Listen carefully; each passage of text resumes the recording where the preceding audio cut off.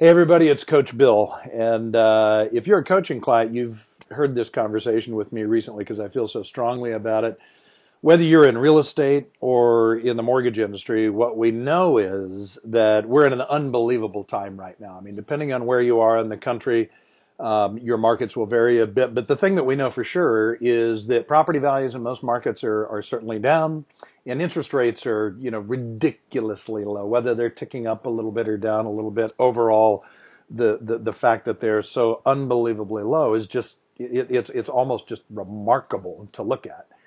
And so what I know is this: if you're in the mortgage industry, the thing that's happening, the thing that you're responding to are people's interests in refis for obvious reasons.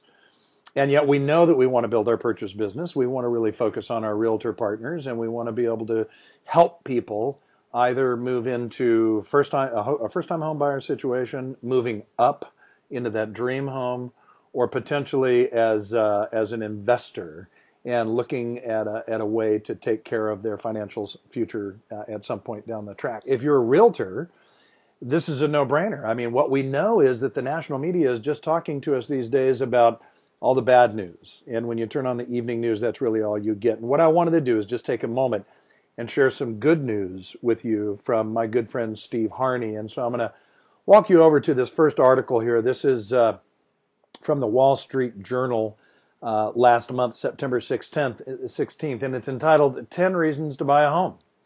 And as you scroll down through it, the author points out, first of all, he says up here at the top, enough with the doom and gloom about home ownership. You can get a good deal, number one. Number two, mortgages are cheap. Number three, you'll save on taxes. Number four, it'll be yours. Number five, you'll get a better home. Number six, it offers some inflation protection. Number seven, it's risk capital. Number eight, it's forced savings. Number nine, there's a lot to choose from. And number 10, sooner or later, the market will clear, no doubt. Then there's this piece from KCM blog, from Steve Harney's blog. And this was, again, from October 5th.